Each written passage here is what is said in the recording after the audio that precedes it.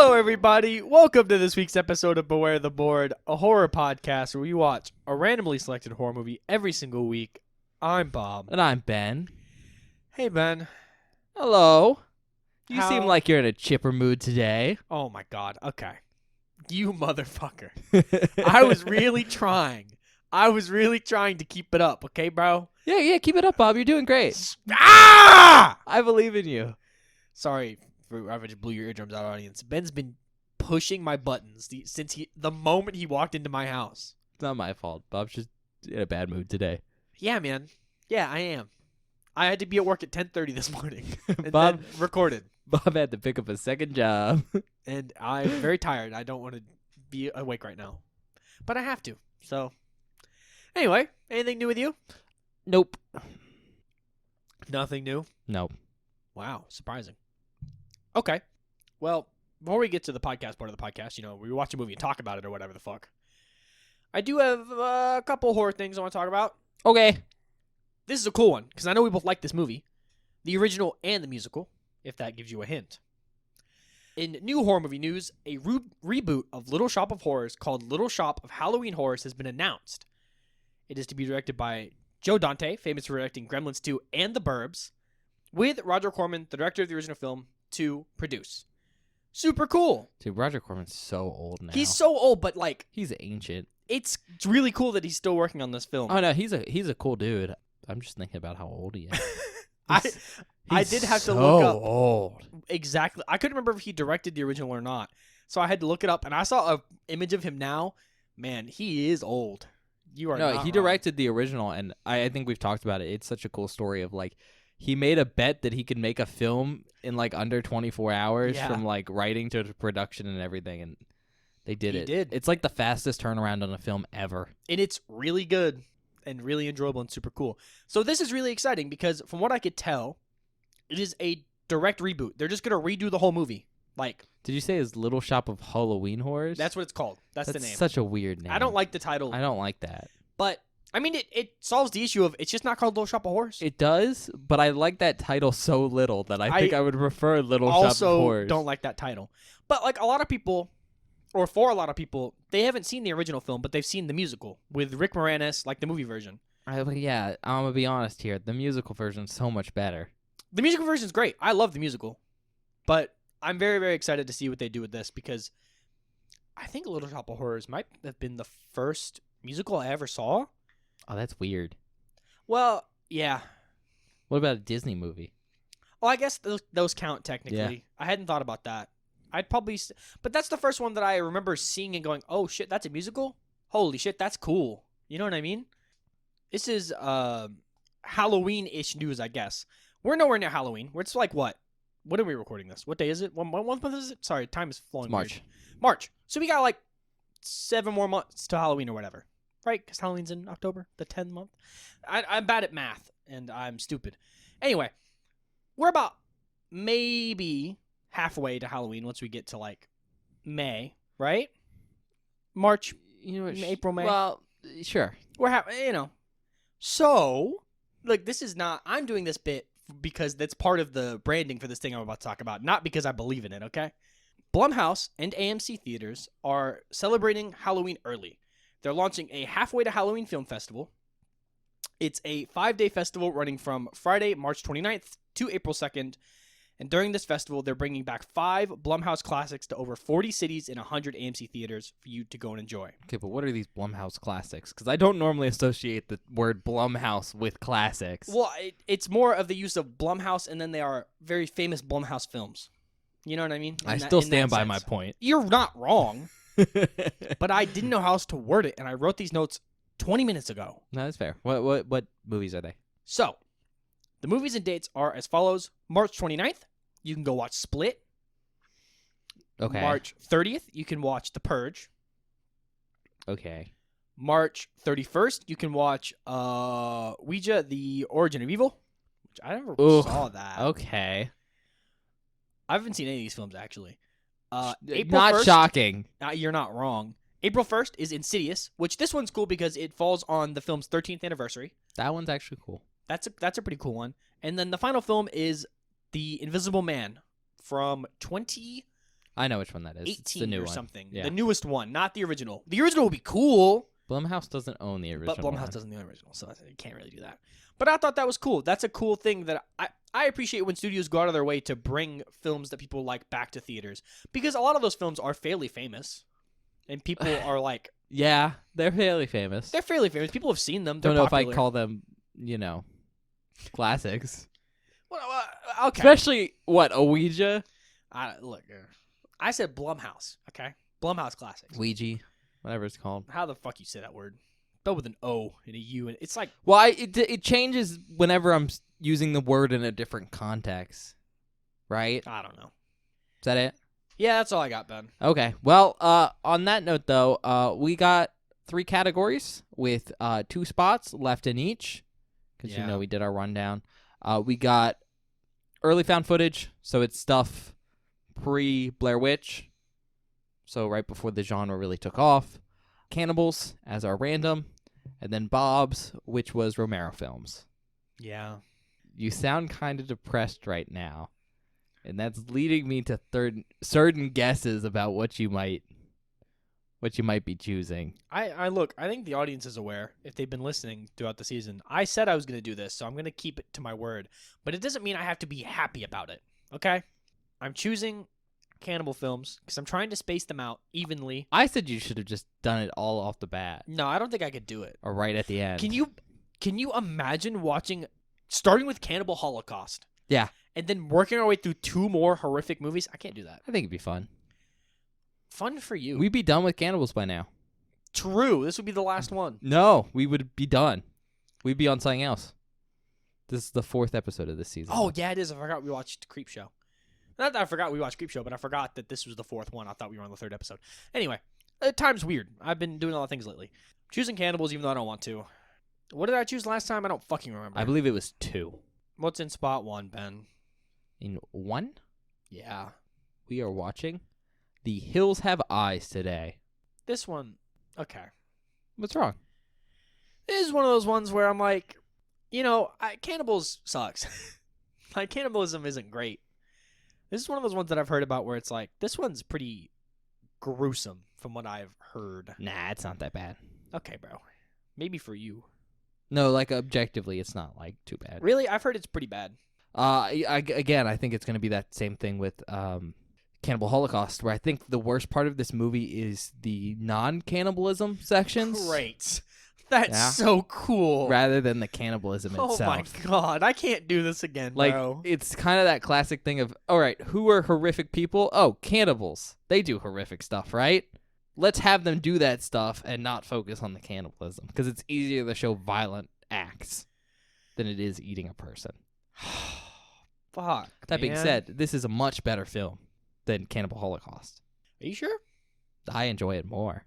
Okay, out of enjoyment, I was going to say. Yeah, I out of was like, enjoyment. Cannibal Holocaust is actually objectively a good film. I have a big print of the movie poster on my wall Do you for actually? this film. Yeah, I didn't know that. That's cool. it's signed by Michael Berryman. That's actually really cool. I think you've told me that before, but I didn't. Yep. I didn't remember that it was this film. Yeah. Anyways, this is the original, so from 1977. Oh shit! I did not know that that's when this film came out. Yeah. Wait, didn't they? There's a remake. That might be what you're thinking of. That is exactly what I'm thinking of. Came I've out in, seen like, posters for the remake. 2006. Yep, that's the one I was thinking of. So holy shit! It's not as good. Oh, well, actually, maybe this will be not as bad of a time as I thought. Description: never leave the well-beaten path. Okay, good advice, Ben. You know, two paths diverge in the middle of the woods. Yeah. Don't you quote Robert Frost right now? Always take the well-beaten path. Okay. Length: 1 hour and 30 minutes. Okay. It's rated R, Okay. though I think it was originally rated X, which is, unrated. Sweet. IMDb gave it a 6.3 out of 10. That's pretty Tomato good. Meter gave it a 67%, and Okay. an audience score 54%. That's honestly, well, I actually don't know how I feel about those scores. It's right in the middle. Yeah, it's right in the middle, but also it's a film from the 70s. Yeah, that's kind of how I feel about it. Yeah, that's so I'm like, it's probably better than those scores. It's not the most amazing film ever, but it's also just very 70s. Mm-hmm. So if you don't like that, I can definitely get looking at this film and going, this is not what I want. Yeah. Like, I said I like this film a lot better than the remake. I think it is a better movie. But I think for a lot of modern audiences, the remake is a little bit more Palatable. It's more what you associate like horror films with, Mm. because you have to remember. I think I said the remake came out in like 2006, Yeah. and that's right when they were doing all the remakes of like Texas Chainsaw Massacre. Oh, yeah. So it's a very similar vibe, Mm-hmm. especially Yeah. because it's a very similar concept. Well, I also think, like, coming at it from our perspective, we watched so many films from, like, the 80s and the 70s, and even some films from the 30s and the 40s. So at this point, it's sort of like we have a very different scope and perspective than the average person coming into this film. Yeah, and I just don't necessarily like the stylistic elements you get of the early noughties. I Horror don't. films. The only film that I can think of that uses those really well is Tucker and Dale. And that one's Yeah. fun because it's funny. Oh, that's a spoof of that. Exactly. whole That's my stuff. thing, yeah. Anyways, notable. Oh, awards. One wins, one nomination. Oh, it actually won something. That's cool. Yeah. I mean, after the fact. Mhm. These are later awards. One is the Sci-Fi Award, and then one's from the Catalonian Film Festival. Mm. No, the Sitges. Yeah, Catalonian Film Festival. Notable actors. Martin Spear as Doug Wood. Played Billy Darrow from Wonder Woman. He was on one episode in 1979. Susan Lanier as Brenda Carter. She played, assumedly herself, so Susan Lanier in Cut, 2014. Robert Houston as Bobby Carter. He played Maddox Soldier in 1941. Brenda Marinoff as Baby Caddy Wood. She wasn't in anything else. Virginia Vincent as Ethel Carter. She played Jenny Blake in The Return of Dracula. Dee Wallace as Lynn Wood. She's actually pretty famous. She was Donna Tredden in Cujo, among other things. No. Russ Grieve as Big Bob Carter. Oh, my God. Yeah, Bob, you're in this movie. We'll see what you think about being in this movie later. Oh, no. You might not like yourself. But he was George and Foxy Brown. Cordy Clark as Mama. She was Woman in Window and Who's Minding the Mint. Janice Blythe as Ruby. She played a groupie in Phantom of Paradise. Michael Berryman as Pluto. Cool dude, by the way. I don't know if we've ever talked about Michael Berryman before. I don't think so.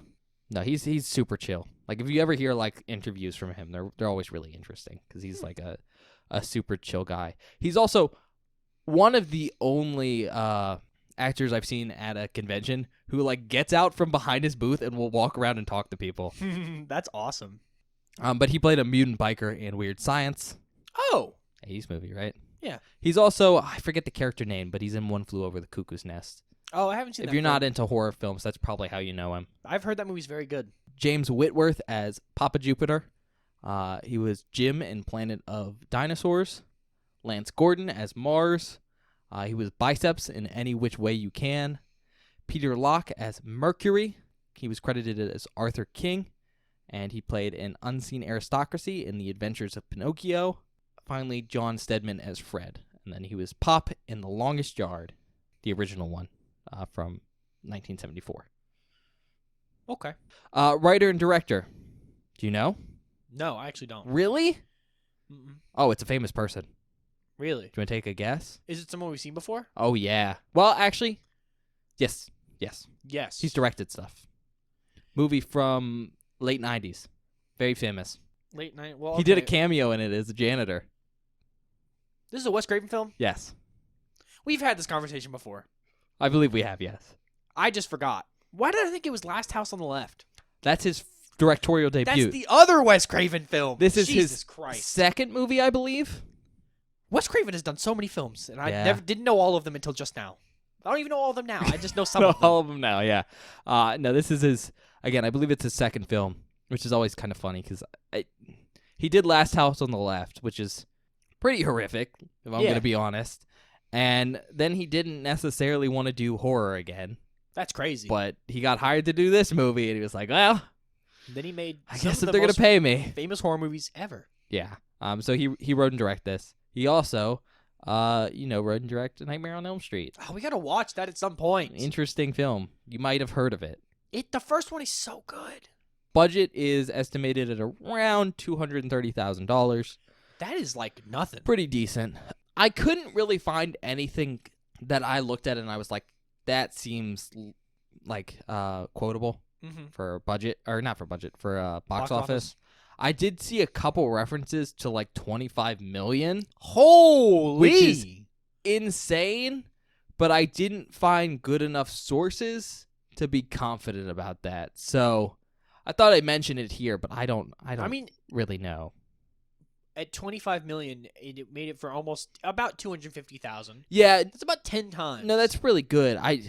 I'm just not certain about how accurate that is, okay. because I found articles referencing that number, but no like statistics from where that came from. Mm. So, Okay. you know. But then again, this is from the 70s, so that can be a little bit more difficult. Country of origin, United States. It's also known as Blood Relations, which was the original script title, and The Family That Woke Up Screaming, which is the alternative title. I kind of like that second title. It's fine. I like The Hills Have Eyes more. I think that's cool. I haven't seen the film. I barely know what it's about. So. No, I know, but that's just a cool imagery of like No, that is cool people imagery. watching you from the hills. Yeah, and also like Not literally the hills having eyes. the poster for the 2006 one uses that, and it looks pretty cool. What? The Hills Have Eyes. Like, it uses that title with the imagery and stuff of the hills. It's cool. Oh, the original poster is just a big photo of Michael Berryman. Do you know what he looks like? Vaguely. He has some, I guess technically, birth defects. Mm. He doesn't have any like hair or sweat glands and stuff, Oh. so he's just like a really tall, bald dude. And Wes Craven was like, "Are you okay if we used you as like the monstrous imagery for a poster?" And he was like, "I guess." Sure. Again, he's really chill if you hear interviews from him, and it's always very funny because he was super excited to be in that movie That's fun. because he grew up watching like The Mummy and stuff. Ah, yes. Tagline: A nice American family. They didn't want to kill, but they didn't want to die. So this film is based off the legend of Sawney Bean. Do you know that one? Nope. Don't know this. I believe it's a Scottish legend or a UK legend about a Scottish cannibal. Oh, that's cool. But he was this guy who led a clan of like, it was a bunch of people. I think it was like 48 or something. Some That is a lot of large people. clan that would basically live in this cave, and they attack people when they were traveling on the nearby roads and then take them back and eat them. Oh my god. And eventually they were found and, tried, tortured, and then like burnt at the stake. Fair enough. Aside from that, though, there's also some inspirations from like Grapes of Wrath and Texas Chainsaw Massacre. Yeah, I don't know anything about Grapes of Wrath. Never read it. I mean, fair enough. Texas Chainsaw Massacre, though, makes sense, right? Yeah, I mean, yeah. Came out, 3 years before this? 1974. I don't know, bro. This I came haven't- out in we haven't seen that film. 1977.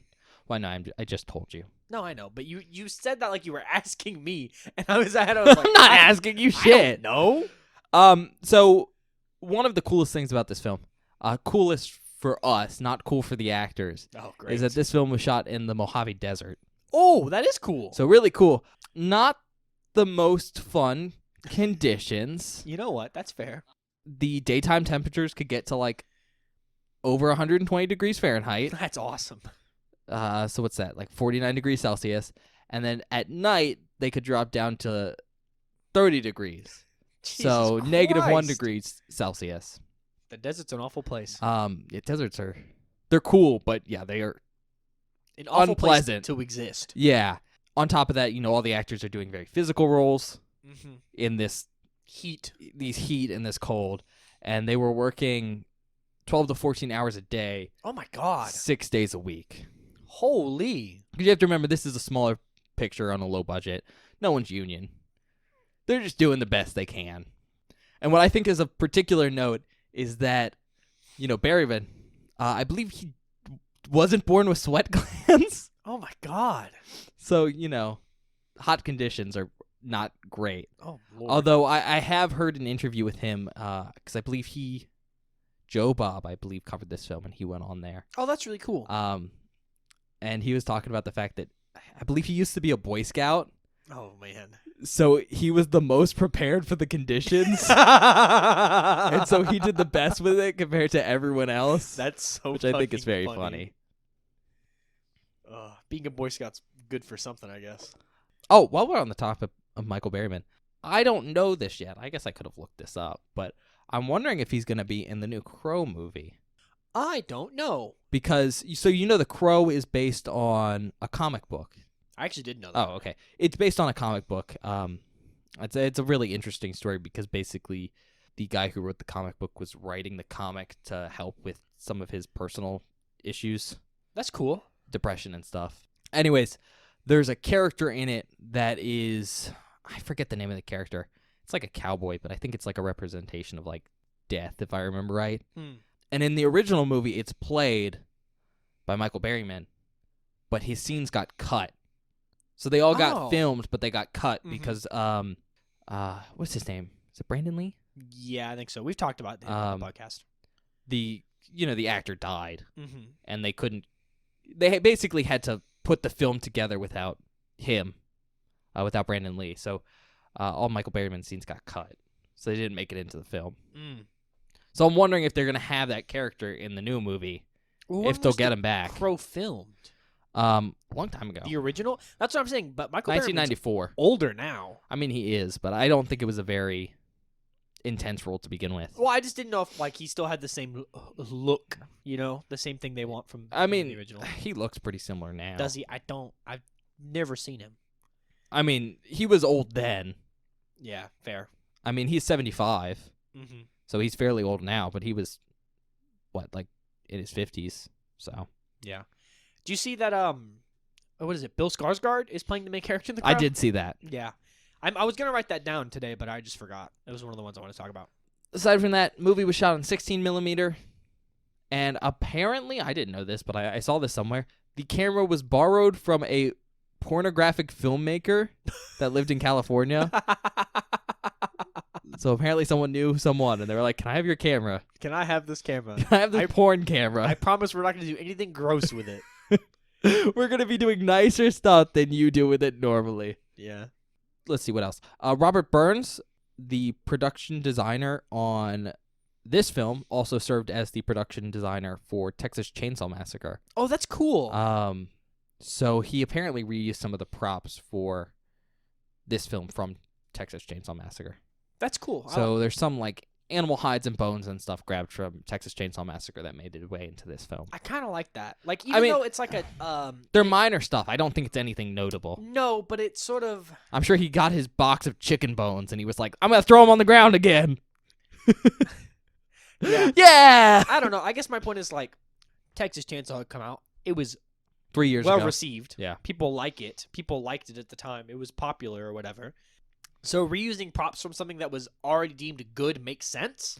Yeah, I think it's just more of an interesting story because it tells you how, like, tight-knit kind of the exploitation horror cinema genre was. I mean, it has to be. For what was essentially indie filmmakers back in the day during the 70s. Because, like, this film and Texas Chainsaw Massacre, neither of them were big pictures. No. I mean, they did really well, but, like, production-wise, they weren't. So the fact that they had similar people working on them is interesting. It makes sense. Because, like, if you're not going to find someone who's like, yeah, I'm going to help you produce this movie about people eating people. With that being said, it is kind of shocking that they got the same person. Because you wouldn't expect that either. Because they are pretty far apart. Yeah. Location-wise. Aside from that, I am going to mention this. There's some meat in this movie, right? Yeah. For human meat. I think most of it's, like, lamb and stuff. Okay. Nothing bad. But I am going to mention there is an actual dead animal in this film. Okay. They don't kill said animal. I believe they just found a dead animal that had washed up on a beach. I believe that's the story. Oh, my God. And then got, like, a couple photos of it for the movie. Damn. But if you're not okay with seeing real dead animals, yeah. I mean... We're looking up from Cannibal Holocaust. At least they're not murdering animals on screen. I mean, yeah, it's not, but it's a real dead animal. Yeah. And it's a dead animal people might care about. Oh, no! Do you have any guesses of what that dead animal might be? Probably a dog. It's probably a dog, yeah. With the number of dogs we've seen murdered in films on this podcast. Point being, they don't kill a real dog. It was a dog they found that was already It's dead. a dead dog in this movie, yeah. Holy shit. Is that it, Ben? That's it, yeah. Okay. Fuck. we'll see you guys after the movie. All right, see you in a bit.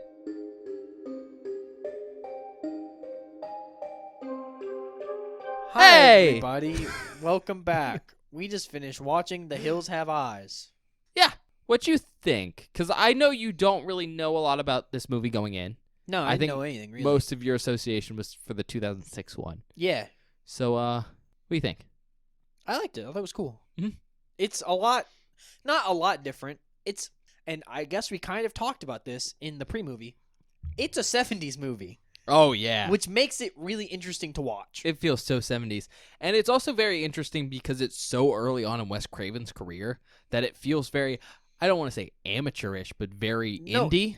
It feels unrefined, but in Yeah. a really good way for the film. Like, overall, I think it being unrefined is helpful. Oh, yeah. I mean, you can see why that helps it with being like a cult film. Mm-hmm. But yeah, it feels like a cheap 70s film. But it's great. On that note, though, are you good for me to do our usual spiel? Yeah, sure. Description.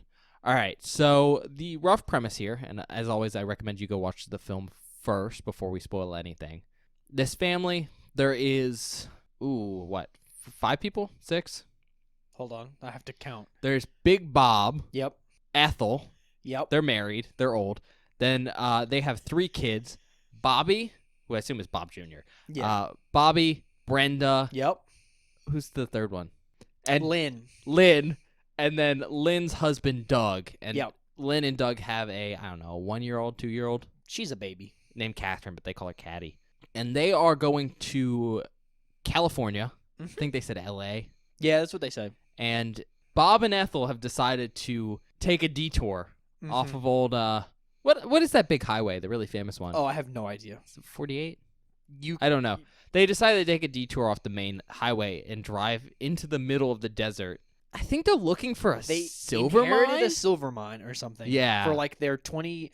It's like some specific anniversary. It's their 25th anniversary. Is it 25th? Which they keep calling a silver anniversary, which I didn't know that's a thing. Yeah, I've never heard of that. But I think they said an aunt or something bought them this silver mine. Yeah.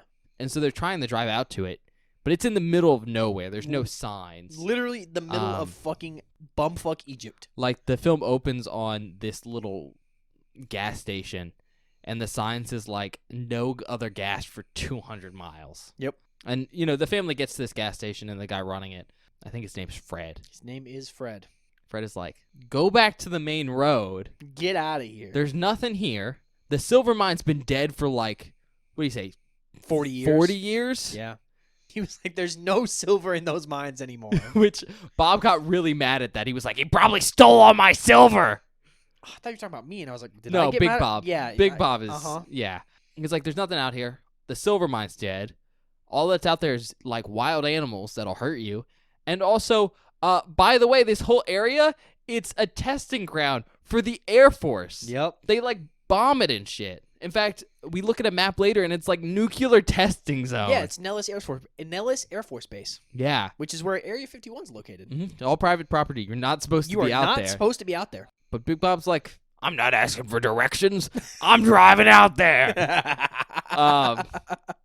And so they leave the gas station, and Big Bob takes his family out in the middle of nowhere. As they're driving down what is essentially a dirt road. Yep. Well, literally a dirt road, but essentially like this road to nowhere. I think it's very explicitly to like an abandoned military base. Yeah. A plane flies by and is dropping bombs because Mhm. it's doing military testing. And it scares Bob while he's driving. Everyone in the car screaming. He sees a rabbit in the road, and he drives the car into a ditch. And it breaks the axle off the car, so they're stranded out there. And, it turns out that there might be something more than animals in those hills Yep. because there's eyes watching them. Some might even say the hills have eyes. Ooh. So yeah, Spooky. that's the premise. Again, I highly recommend you go watch it before we discuss it. But with that being said, is there anything you want to start with? No, you can go first. Okay, I'm gonna be honest. I'm not sure how much I have to say about this film Damn, that's crazy. because, how do I put this? I think this film is interesting, but I think Yeah. the most interesting thing about this film is some of the themes, like how the characters behave, rather than the story itself. Really? Yeah, I mean, like I'm not a big themes kind of guy. That's not usually my focus of like analysis when we're watching a film. But I mean, there's definitely some stuff that can be said about the fact that, you know, the leader of this family is Big Bob, and he's this super gun-toting racist. Oh, yeah, for sure. And spoiler alert here, he gets his shit handed to him almost immediately. Yeah. And it falls on essentially Bobby, the kid, and Doug, who's set up as a lot more passive Mm-hmm. to take care of everything. So there's definitely some themes Some there. undertones. Yeah. But, you know, that's not really my specialty of discussion. Sure. So I don't know how much in-depth I can go with there. So I think instead the thing I really want to talk about straight off the bat, because we haven't mentioned it, is this film features dogs. Yeah. There's the two dogs. are in this movie. There's Beauty and the Beast, Yep. which is such a cool name scheme. It is. But they're two German shepherds. And I just want to mention them here because, A, they're very well trained. Mm-hmm. There are some very impressive dog sequences in this film. In fact, there's a lot more than you would expect, because whenever you see a dog in a horror movie, as modern audiences, we're programmed to understand that those dogs are going to die. Those dogs are fodder. One of for them does die. horror. I think I mentioned at the beginning there's a real animal corpse. Yep. It's a dog. It's kind of disturbing, not going to lie. It's only there for half a second, but it is not great. But, like, one of the dogs doesn't die. No. I'll just tell you, it's the Beast. And the Beast is one of the nastiest dogs I've seen in a movie. He's fucking awesome. Including, like, Cujo. It's a scary dog, and it's like a real character that He does stuff. gets stuff done. Yeah, he's really cool. That's one of the cooler parts about this film is not only the dog stuff, but like the wildlife stuff. Because a lot of the horror of the environment before we get to see like people coming out of the hills and whatnot is like rattlesnakes and like other wild animals, and you get to see a little bit of that. That's and not it's true. really We cool. don't see rattlesnakes till the end. They're just implied to be Well, there. that's the thing is like that's the horror that we get applied to the characters. You know, is Yeah. they're afraid of rattlesnakes or coyotes or whatever else. So getting to see that stuff later and getting to see wild animals do stuff is cool.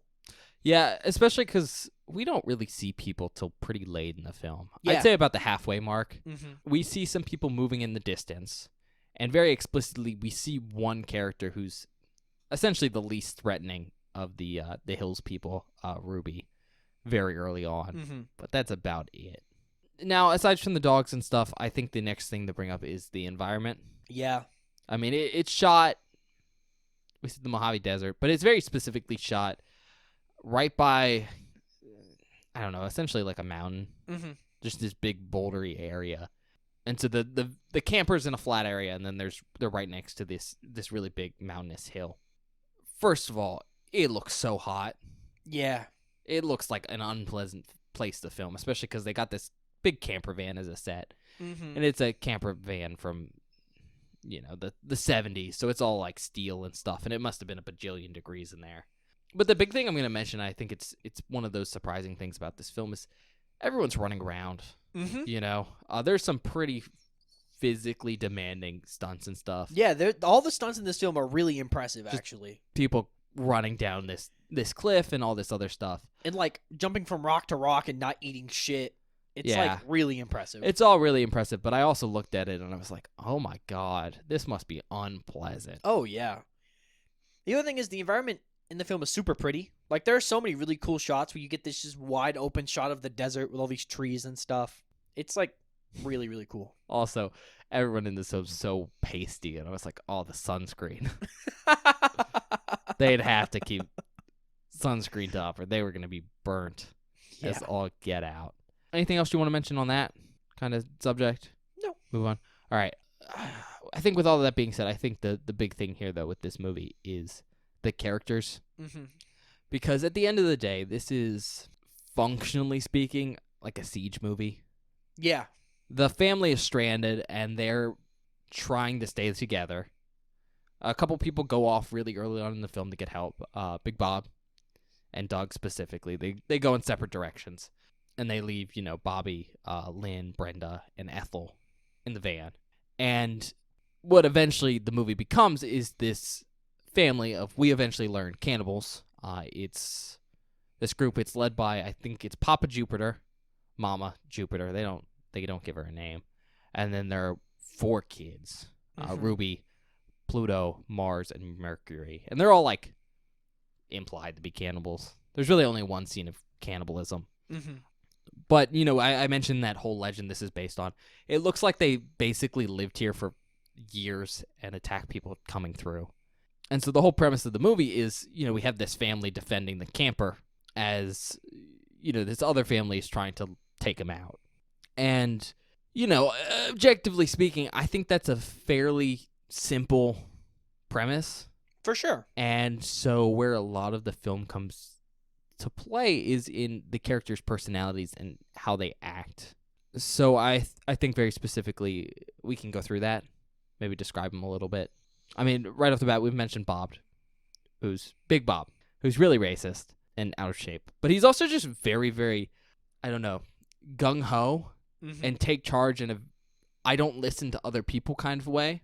And it really gets him into a lot of trouble. And it gets him into a lot of trouble because he doesn't adjust course at all. In fact, I think he's, the first one to die because of it. Yes. Ethel, his wife, is very anxious, but at the same time, very much someone who likes to ignore issues. Probably why she's been married to Big Bob for 25 years. And that shapes how she responds to stress. It's very much like super nervous about things, but when bad things actually happen, you ignore them. I don't necessarily know how to describe Brenda, because there's some trauma that happens there that I think changes her responses. Yeah, that's a hard one. Mostly because, at the start of the film, she's pretty normal. Yeah. Of all of the people here, she's probably one of the more well-adjusted ones. I'd say even tempered. Yeah. She's mild-mannered might be the right phrase. But she's just so is her sister Lynn, they're honestly. both kind of just late teens, normal people. Bobby is, I don't know, kind of a shithead college student kind of guy. Yeah. At first, kind of goofy. But he becomes pretty serious as the film goes on. Someone who's able to respond well under stress and adjust to the situation, unlike his dad. Doug, we've talked about, is pretty mild-mannered at first, and very specifically, not very aggressive. Yeah. I think at one point they offer him a gun. He's like, no, I don't need it. But by the end of the film, he's willing to do a lot. And then, we get into the cannibal family. The mama is a lazy drunk. Yeah, essentially. The dad, Jupiter, is just an insane sociopath. Oh, just an absolute madman.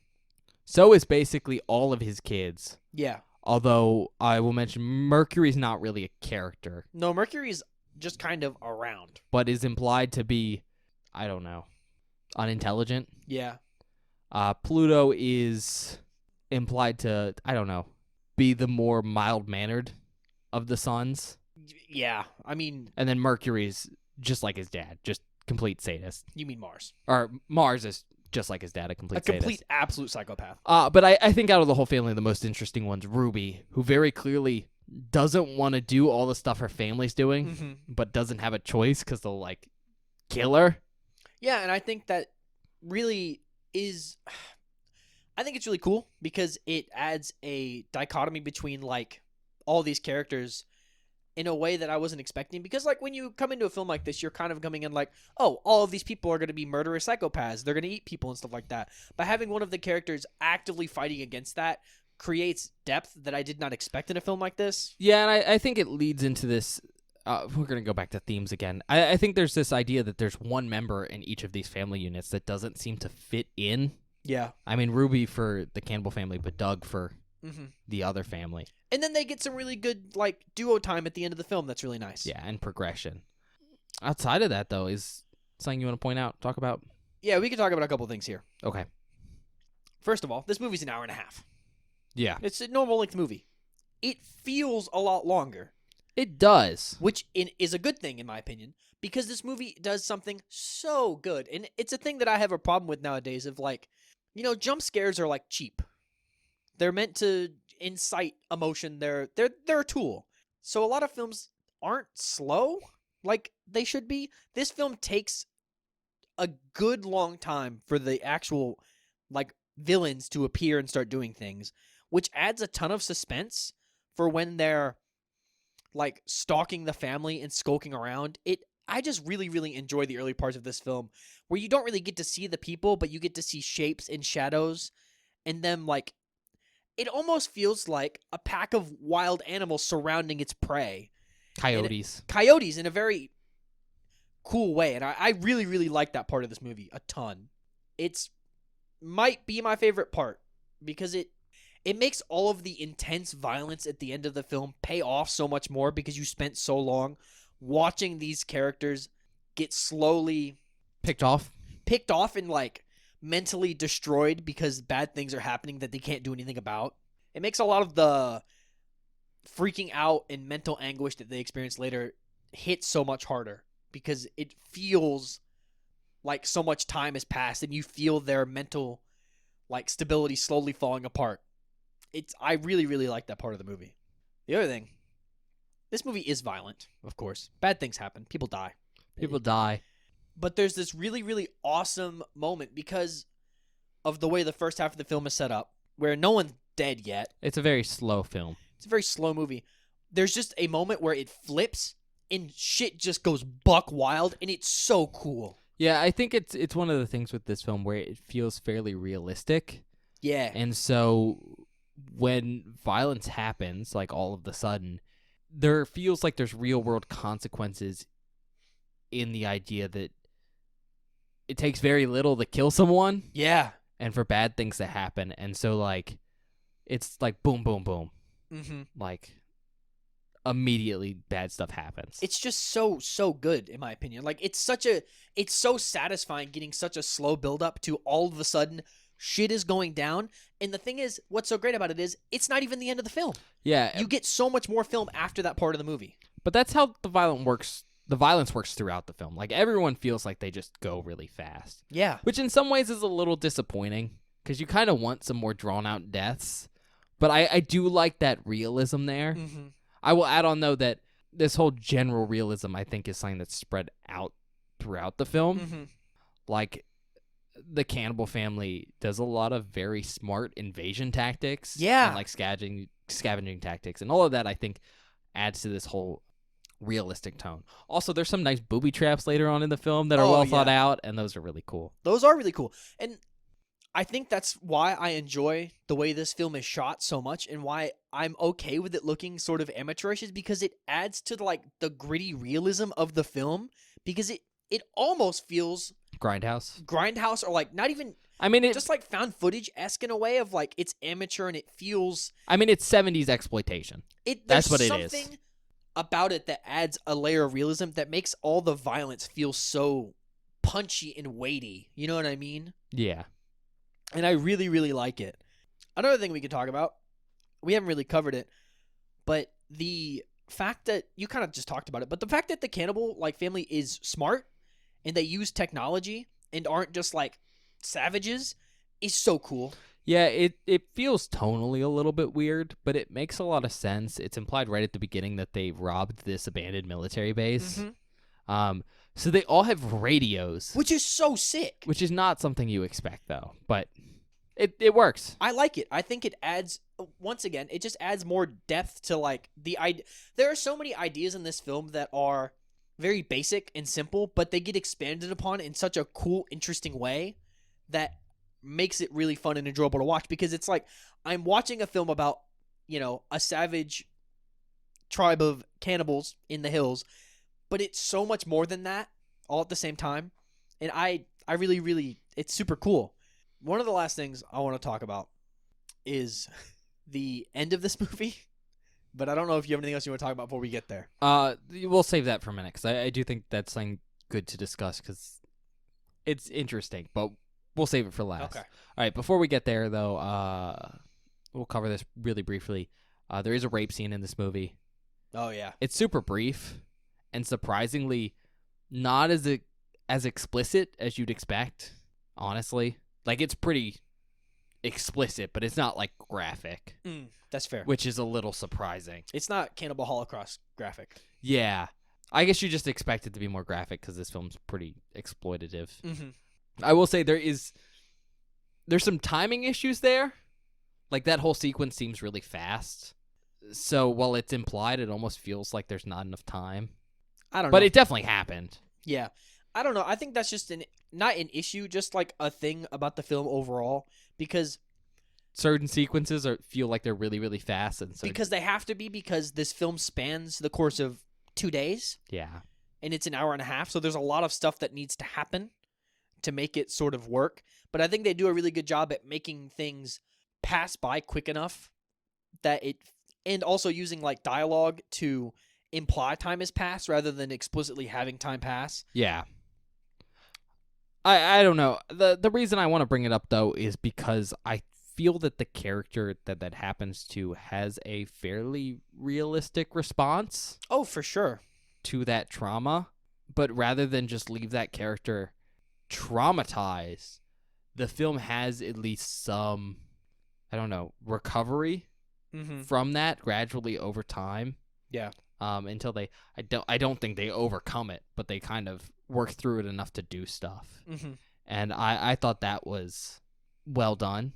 No, yeah, I appreciate that, because Because a lot of films will just be like, oh, this person's traumatized now. and they can't do anything, but it's like this person is overcoming that and doing things to progress the story and help. Or will be like, oh, no, they're fine. Yeah. Which I think both of those are not necessarily mature treatments of No, and I think this was a good something horrible. progression of that.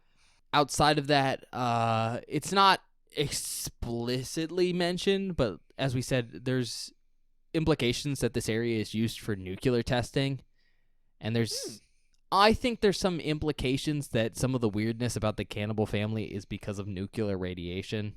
That's interesting. I didn't think about that. I mean, Michael Berryman looks pretty particular. By the way, he does great in this film. No, he's really cool. He probably is my favorite of the cannibals. Pluto's my favorite cannibal. No, he's so Yeah. cool. But I mean, he looks particular. Mm-hmm. There's Mercury, who we kind of discussed, who has some probably developmental disabilities. Mm-hmm. Pa Jupiter is actually the kid of Fred, the old guy from the beginning, as we learn. Yeah. But Fred implies that he was not normal growing up. No, that he. Like, he was the size of Fred at 10 years old. Yeah. And was, like, the size of 2 babies. Mm-hmm. There's some weird implications about, like, these people being mutants throughout the movie Mm-hmm. that I think is worth mentioning. This film doesn't lean into it too much. No, it's just sort of background stuff. But I will say, somewhat spoiler, the remake leans into that a little bit more. Really? Yeah. Interesting. So I do think it is supposed to be implied, at least somewhat. We can talk about practical effects stuff, like gore, blood. Yeah, I mean, Guts. this film isn't very gory, No, it's not. but there's some blood. It's 70s blood, it's really red. I like it. Reminds me of Night of the Lepus. Pa Jupiter has, like, some nice face effects. Yeah, nice face prosthetic stuff. There's a couple burn or, like, singe effects that just look meh. They're okay.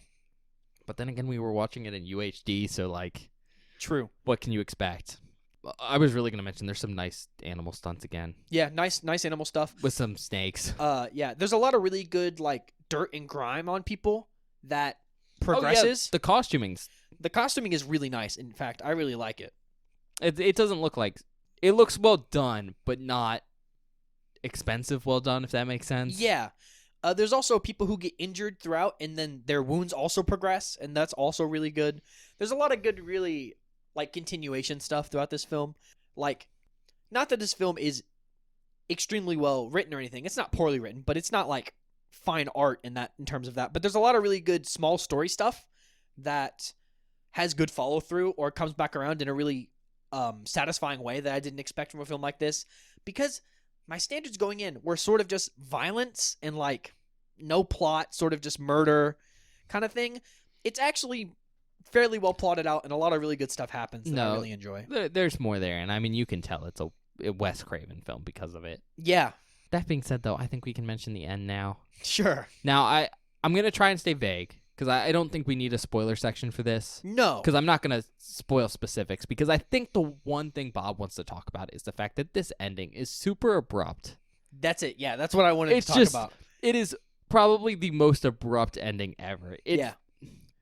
like we stop right when the action stops. Yep. So there's no falling action. We stop right at the peak of this story, and like literally right at the peak, the film fades to red. Yep. And I lost my shit. Because I said, you'll hear this in the outtakes probably, and I said it. We could have spent 20 more minutes on this movie. This movie could have been 20 minutes longer. And because there's no resolving any of the issues. No, there's no falling action. But I will say I do understand why they stopped the film where they did. No, I think it's sweet. I think it's a good decision because it's like the falling action doesn't matter. No. This is all about this horrific circumstance. But once they deal with this cannibal family, it's like, well, we can get out of it. The film's no longer interesting. Yeah. You know what I mean? So they decide to just stop. And like that's such a cool creative choice to make. It's also the implication that this film doesn't necessarily have a happy ending. Oh, it definitely So doesn't. we're not going to try. Yeah, there's no point. I don't know. Be honest, I really like the end of this movie. It's kind of perfect for how horrible and morbid the film is. Like, this is not a feel-good movie. In fact, you will feel mildly sad by the end of it. But it's cool. And I enjoy it. I like this movie a lot more than I expected to. Like, I'm really riding high right now. That's good. With that being said, before we go to recommendations and stuff, I think this is a good place to mention that, well, this film ends up pretty abruptly. There is a sequel. Really? Yes. Holy shit. That's So cool. There's The Hills Have Eyes. I think it's just The Hills Have Eyes 2. And then there's a remake in 2006. Yeah. And then that has its own sequel Holy in shit. 2007. And I will mention that I believe Wes Craven is associated with all of them. That's cool. So that's always good to see. What? Okay, can I ask this question? This Yeah. may be a spoiler. Is it related to this film at all? The second one? I mean, somewhat. Is it like vague or is it like more direct? Somewhat. Okay, I was just curious. Apparently, there was supposed to be a third one in this original franchise, not the remake franchise, but it got remade into some other movie. But I think it was implied to be Hills Have Eyes in space. What the fuck? I don't think literally like Jason X in space, but I think he was going to take the themes. And move them to space. Yeah. That's kind of cool. But it ended up becoming a different Wes Craven film, and I forget which one it is. But that film still has the alternate title of like The Hills Have Eyes 3. That's cool. Maybe we'll watch I it didn't someday. write that down. I'm going off the top of my head. So sorry, I don't remember what that film was. With that being said, recommendations? Yeah. If you like Wes Craven, I've seen a Wes Craven movie other than this one. It was Scream. It was Scream. He's also seen Nightmare on Elm Street. That's true. I have seen that movie. This feels like a Wes Craven film, in like a good way. It feels unrefined in the ways that Scream and Nightmare are, but you can still feel his sense of style in this film, and I really like it. It feels very different, but it's still there. If you want a movie set in the desert, this is a cool desert movie. I actually think they use the environment really well to create sort of like an isolated setting. I think it's really, really cool. If you want a survival horror movie, because that is very much what this is, because the people in it are being stalked, and like it feels very survival-y because of the environment, and I really like that aspect. If you like Michael Berryman, he's really good in this movie. He's by far my favorite of the cannibals. Super cool dude. Yeah, I think those are my recommendations. I think that's all I got. Okay, right off the bat, if you're a fan of Wes Craven, this is one of his early works, so it's fairly unrefined from him, but you can see where like his style is starting to come in, so that's really cool, especially because it is written and directed by him. So he had a lot of creative control, especially because this is before like he was big, and big production companies can kind of get their fingers in the pie. Outside of that, if you're into like exploitation films, particularly from the 70s, I think that's going to be my biggest recommendation here. But I think overall, if you're a fan of cannibal films, especially stuff like Texas Chainsaw Massacre or Siege films, this is going to be, I think, pretty interesting. Last one, though, I'll mention, like Michael Berryman, or if you like the Hills Have Eyes franchise, you might not have seen the old one, but you might have seen the new one. True. So, rate it. I like this movie. I like it a lot more than I thought I was going to. Yeah, I don't think it's perfect, though. No, I don't think it's perfect either, but it exceeded my expectations in a lot of ways that I didn't expect it to. It did a lot of cool stuff that I wasn't coming in expecting to see in a film like this. Like, I feel like like I said earlier, it takes a lot of the basic ideas of this type of film and expands upon them in really cool, interesting ways. Like the fact that the cannibals have technology and they're using it to set cool traps and like stalk people and doing all this cool stuff. It's a lot more of a suspense film than I originally thought it was going to be too. So I think a lot of the stuff in this film really puts it above where I wanted to put it when we started. It also did make me throw up, so that was pretty cool. That was nice. That was He got nice. close, and there's literally like one scene of cannibalism, and it's not Yeah. even explicit. No, well, that and the thing in the camper almost got me. I think you know what I'm talking about. I do. So I'm in an interesting spot, but I think I'm somewhere between 4 and 4.5. But I think because I was surprised, I want to give it a 4.5. I really like this movie, so yeah, 4.5. Okay. I don't know. I think this film is very well done, and I think Craven gives it a lot of stylistic stuff Yeah, that makes it better than the concept of people stranded in the desert and are attacked by essentially hillbillies. yeah, As that's what it's supposed to be. So I think he does better than that plot would entail with style and stuff like that, especially with like all the dog stuff and animals and just I the didn't even talk setting. about that. That stuff is so cool. All that's really great. And so I think that gives me a rating that's above a 3. However, like I said, I don't think this film's perfect. That's fair. And a lot of the things that I somewhat like about this film, like how abrupt some of the kills are and stuff, and some of the grittiness of it, also really kind of are issues with the film. Like, some of the kills are so abrupt that they're unsatisfying. But I think that's what makes it work. Yeah, but at the same time, it's like there's a little bit of a clash in certain parts of this film, where there's a clash between like execution and quality, where the execution's good, but I want a different thing. Interesting. I don't know. Point being, I'm gonna give it a 4. That's fair. I think it was really well done. It's just not perfect. No, yeah. I think there's some stuff that could use some polishing, but I'm not exactly sure how. Is kind of the best way to put my thoughts on this film. Understandable. I get it. Yeah. With that being said, though, we're gonna go to the outtakes. Yeah, I think there's So- going to be quite a few this time. I think we clipped quite a bit, so hopefully they're going in the episode. We'll see you in a bit. Yeah, we'll see you guys in a minute.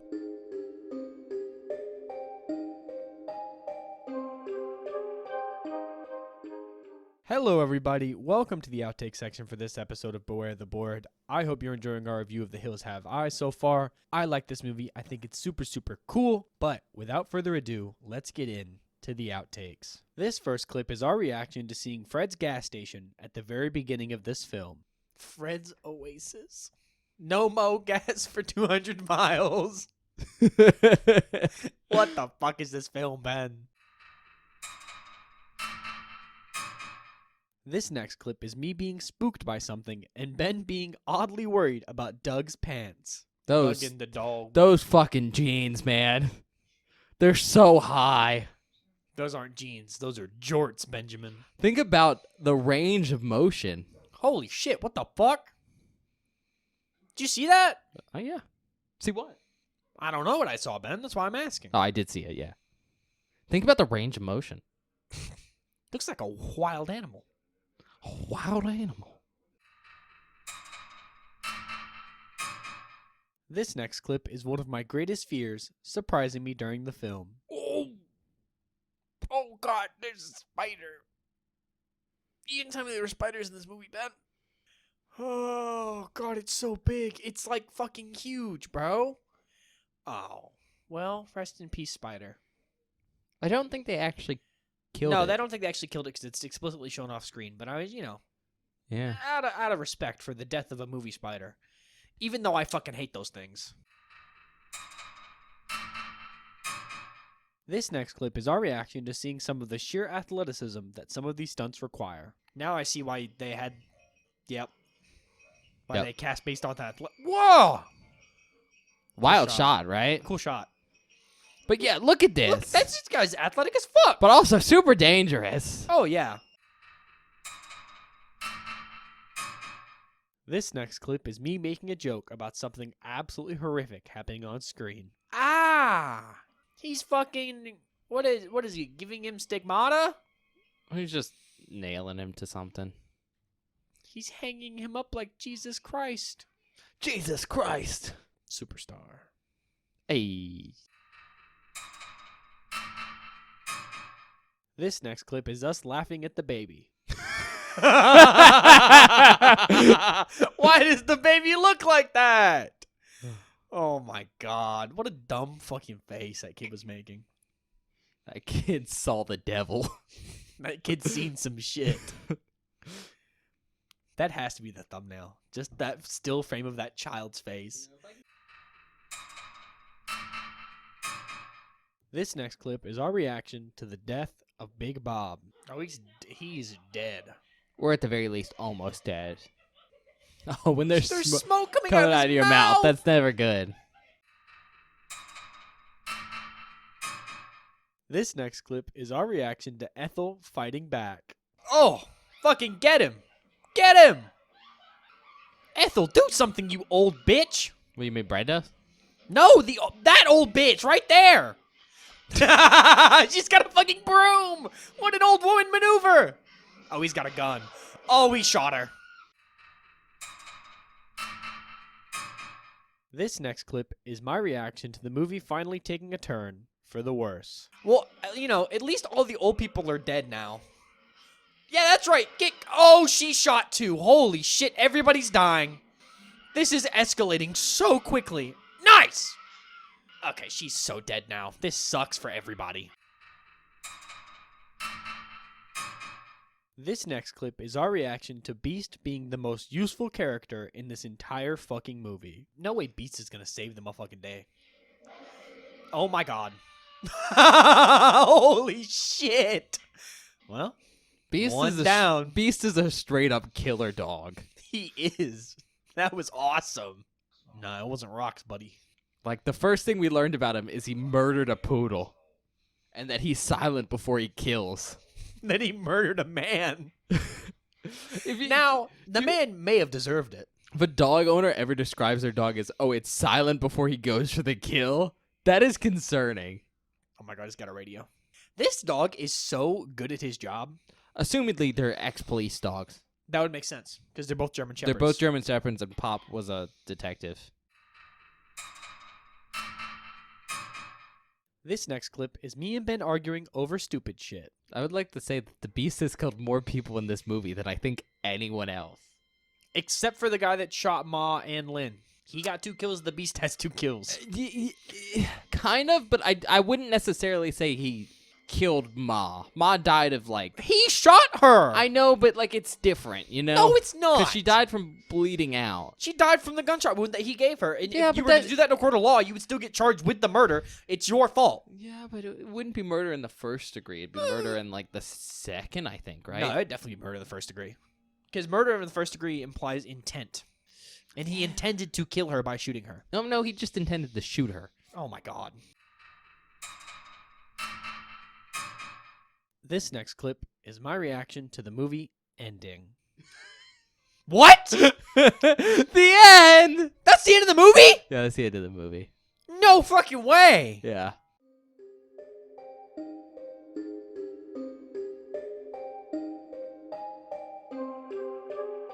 Hi everybody, welcome back. I hope you enjoyed the outtakes. Do we have any announcements, Ben? I don't think so. If we come out with a surprise episode, I'm sorry. But right now, I don't think so. With that being said, usual spiel. Check us out wherever you get your podcasts. Spotify, Apple Podcasts, other places. If you're checking us out there, maybe drop like a rating or a comment. It really helps with recommendations on those platforms. Mm-hmm. Aside from that, we're also on YouTube, which is not the best place for audio-only content, but is a nice place to show us some support because it's really easy to look at viewer interest there with likes, subscriptions, stuff like that. YouTube also has a couple helpful tools. There's a search button which lets you search key terms. So if you want to see if we've covered a movie, that's an easy way to tell. There's also a bell button which will notify you whenever we post a new video in case we surprise you with something new that isn't scheduled for our usual release time. But the big thing with YouTube is it's one of the 2 major places to communicate with us at. You can do that in the comment section of a specific video, or you can go over to Twitter at Beware the Board and go tell Bob why he shouldn't just like go meandering into military testing grounds. So he can tell you to fuck off, and he'll do it anyways because you're stealing his silver. Oh my god. Don't compare me to that old fuck. Alright, we may share a name, but that doesn't mean anything, Ben. We're not all the same person. No, you're Bob. That's Big Bob. Okay, that's fair. You're right. Like Ben said, check us out on Twitter at Beware the Board. It's where we post updates about the show, information about the show. Basically, if there's anything you want to know about the show, it goes on our Twitter. On Mondays, I post a spoiler post for that Friday's episode, which is a hidden movie cover that you can reveal. So you can watch the movie before we do. So if you listen to the episode, you don't get any spoilers, and we're being vague about stuff, you know what we're talking about. Then on Fridays, or whatever day an episode goes live, I always post a link to the episode. So if you've missed an upload or whatever went up, there's always a link there. Last thing, we do short form content for the show. So check us out on TikTok at Beware the Board and on YouTube Shorts. If you like short form content and enjoy the show, check us out there at Beware the Board on TikTok and on YouTube Shorts. Ben, I think that's it. All right, we'll see you guys next time. Yeah, see you guys next time.